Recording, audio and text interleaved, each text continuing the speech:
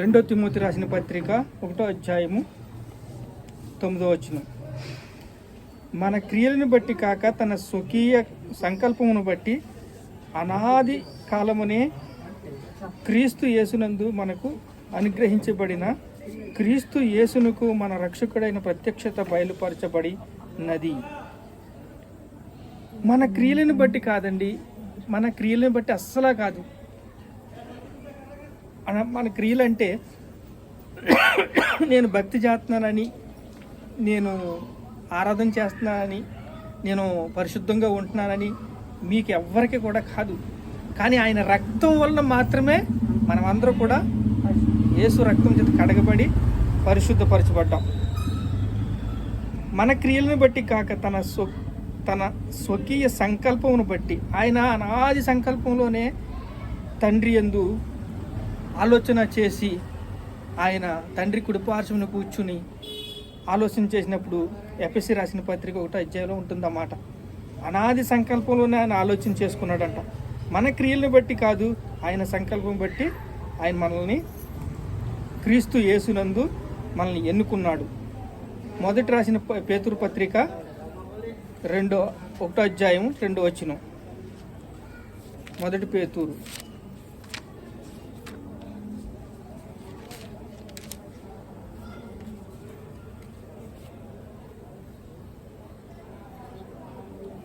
ఆత్మ వలన పరిశుద్ధత వలన పొందిన వారే విధియులాగుటకు యేసుక్రీస్తు వలన ప్రోక్షించబడిన ఏర్పరచబడిన వారై. యేసుక్రీస్తు రక్తం వల్ల మనం ప్రోక్షించబడి పరిశుద్ధులమయ్యాం. మనము మన క్రియలు కాదు, మన కార్యాలు కాదు, మనము యేసుక్రీస్తునందు మాత్రమే దేవుణ్ణి మహింపరచాలి.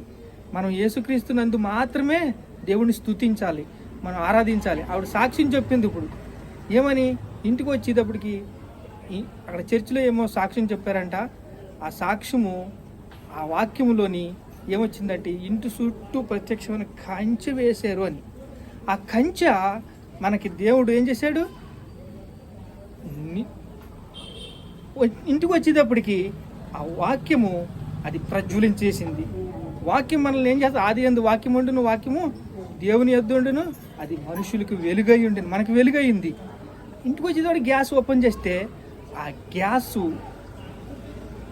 ఏం చేసింది, పొగలో వాసనే కొంపు వచ్చింది, కానీ దాన్ని మాత్రం పుట్టించలేదు. వాళ్ళందరూ కూడా రక్షించబడ్డారు, కాపాడబడ్డారు. వాళ్ళకి అది ఒక ఆనందమైంది, సంతోషమైంది, సమాధానమైంది. వాళ్ళు ఎంతో ఆనందంగా, సంతోషంగా, సమాధానంగా ఉన్నారు. మన క్రియలు కాదు, ఆయన మనల్ని అడుగడుగు కాపాడుతున్నాడు. దూతలు మనకి అడుగడుగు కాపాడుతున్నాయి. అవి మన క్రియలను బట్టి కాదు, మన ఆలోచన వేరేగా ఉంటుంది. మన ఒక బిజీ లైఫ్లో మనం వేరేగా ఉంటాం. కానీ దేవుడు అది ఆలోచన ప్రణాళికలు బట్టి. శత్రువు బలమంతటి మీద అధికారం ఇచ్చాడంట మనకి. అంటే శత్రువు ఏమీ చేయడు, వాడు కేవలం ఉత్తే ఆర్భాటం చేస్తాడు. వాడు ఆర్భాటం చేసి మానేస్తావేమో. నా సాక్ష్యం కూడా ఉంది. ఇవాళ నేను రాలేనేమో అనుకుంటే అన్నీ తారుమారైపోతే నా సాక్ష్యాన్ని దేవుడు నిలబెట్టాడు. గొర్రెపిల్ల రక్తం బట్టి దేవుని సాక్ష్యం చెప్తాం వల్ల అపవాదిని జయిస్తాం. గొర్రెపిల్ల రక్తం బట్టి, నోటి సాక్ష్యం బట్టి, మన సాక్ష్యం చెప్పుకుంటే మనకేం చేస్తాం, గొర్రెపిల్ల రక్తం బట్టి, నోటి సాక్ష్యం బట్టి అపవాదిని జయిస్తాం. అపవాదిని జయించాలంటే దేవుడు మనకి బలమిస్తాడు. శత్రువు బలమంతటి మీద అధికారం ఇస్తాడు. చూడండి, లోకాసు వార్త 10వ అధ్యాయం 19వ వచనం. శత్రువు బలమంతటి మీద ఎలా అధికారం ఇస్తాడంటే, మనకు కావలసిన బలము ఇస్తాడు. మనకి అనుక్షణము మనకి ఏం చేస్తాడు దేవుడు, ఆ అడుగు ఫిల్టర్ చేసుకుంటా, పాములు తేళ్ళు పైనుంట పడుట చూచి తిని అవేమాత్రం మీకు హాని చెయ్యవు, ఏ కీడు మీకు చెయ్యవు అని దేవుడు చెప్పాడు. మన సాక్షులు, మన జీవితంలో మనం ఎలా ఉంటున్నామంటే, మనకి ఏమీ తెలుస్తుంది, కానీ దేవుడు మనల్ని కాపాడుతున్నాడు, దేవుడు మనకి తోడుగా ఉంటున్నాడు, దేవుడు మనల్ని స్థిరపరుస్తున్నాడు, దేవుడు మనల్ని సిద్ధపరుస్తున్నాడు. దేవుడు ఇందాక పాట విషయంలో కూడా అంతే. ఎన్నిసార్లు పాట ఎత్తుకోవాల్సి వచ్చింది అంటే, ఆ ఇష్టమ పాట, ఆ పాటలో దేవుడు మహిమపరుచు పొందుకోవాలని దేవుడు ఆశిస్తున్నాడు. కానీ అవి చరణాలకి మనము ఆ యొక్క పాటని విస్తరింపచేసి, ఆనందింపచేసి, దేవుడు వింటున్నాడు, దేవుడు వినడానికి సిద్ధంగా ఉన్నాడు. కానీ అప్పుడు దాన్ని ఆ పాటని మళ్ళా ఉజ్జీవింపు చేసి మళ్ళా ఆ పాటను ఉజ్జీవింపు చేసి పాడటం వల్ల దేవుడు మహిమ పొందుకున్నాడు. దేవుడు ఎప్పుడైతే మహిమ పొందుకున్నాడో మనకి ఆశీర్వాదం, దేవుడు మనకి క్షేమాన్ని ఇవ్వడానికి లేవికాండం 26:6 అయితే నేను మీకు క్షేమమును కలుగజేసేదనని చెప్తాను. మీకు మనకి క్షేమం కావాలంటే ఎలా వస్తుంది? ఆటోమేటిక్గా దేవుడు ఆశీర్వాదం, యెహోవా ఆశీర్వాదము ఐశ్వర్యం ఇచ్చింది. మనకి ఆశీర్వాదం దేవుడు ఇస్తాడు. ఆ ఆశీర్వాదాన్ని మనం నిలబెట్టుకోవాలి. అది నిలబెట్టుకుంటే మనల్ని దేవుడు ఏం చేస్తాడు? పరీక్షిస్తాడు. మళ్ళా అడుగడుగు పరీక్షిస్తాడు. మనం ఎలా ఉంటున్నామో, మన హృదయాలు ఎలా ఉంటున్నాయో పరీక్షిస్తాడు. మనం ఎలా జీవిస్తున్నామో దేవుడు పరీక్షిస్తాడు. ప్రతి అడుగు పరీక్షిస్తాడు. ఎందుకంటే ఒక బంగారాన్ని కొలిమిలో వేసినప్పుడే అది ఖాళీ దాని మలినము బయటికి లాగాలి. అలా బయటికి లాగాలంటే దేవుడు మనల్ని పరీక్షిస్తాడు. సైతాన్ ఎంటర్ అయిపోతాడు. ప్రతి విషయంలో సైతాన్ ఎంటర్ అయిపోతాడు. కానీ సైతాను శత్రు బలమంతటి మీద మనకి అధికారం ఇచ్చిన దేవుడు మనకి ఎప్పుడూ తోడుగా ఉన్నాడు. దేవుడు తోడుగా ఉన్నాడు. మనం ముందుకు వెళ్ళిపోతుంటే మనం విజయము సాధిస్తాం. మనం దేవుణ్ణి మహింపరుస్తాం. దేవుణ్ణి మనం మహింపరుస్తూ ఉంటాం. ఎందుకంటే కొన్ని వారాల కిందట మనం ఎంతో భయభీతులుగా బతికాం.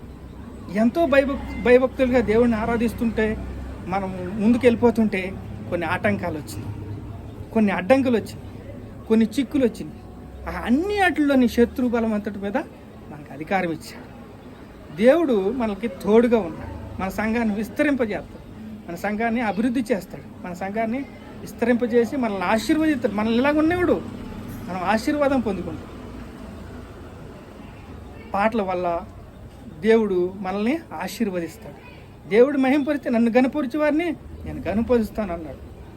ఆయన్ని గణపరిచినప్పుడు మనల్ని ఆయన మహిమపరుస్తాడు. శత్రు బలమంతటి మీద అధికారం ఇచ్చాడు మనకి. నేను నీకు తోడై ఉన్నానన్నాడు. ప్రతి అడుగులో ఆశ్చర్యకరంగా మనల్ని ముందుకు తీసుకెళ్తున్నాడు.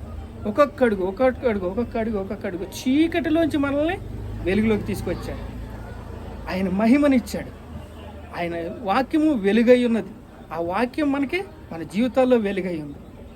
మనకు ఆ సమస్య ఇది కాదు, ఈ సమస్య అవ్వదు అని మనం అనుకుంటున్నాం. కానీ దేవుడు నేను నీకు తోడై ఉన్నాను అని మాట ఇచ్చాడు.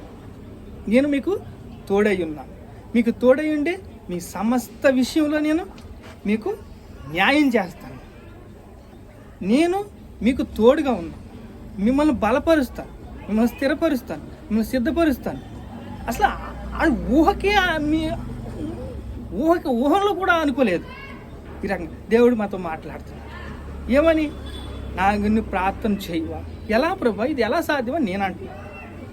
ఎలా సాధ్యం ప్రభా అంటుంటే, నాతో నువ్వు జతకట్టు, నాతో నువ్వు సహవాసం చెయ్యి, నాతో నువ్వు మాట్లాడు, నన్ను అడుగు. అక్కడికే ములుగుతా.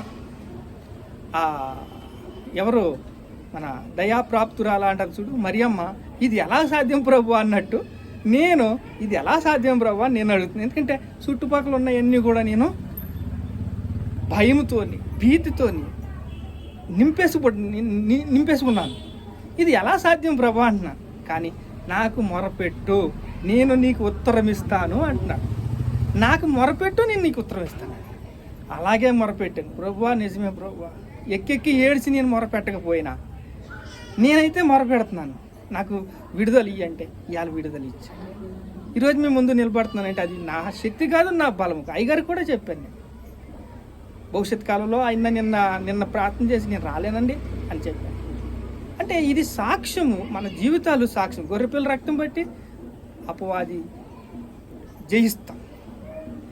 గొర్రెపిల్ల రక్తం బట్టి, నోటి సాక్ష్యం బట్టి మనం అపవాదిని జయిస్తాం.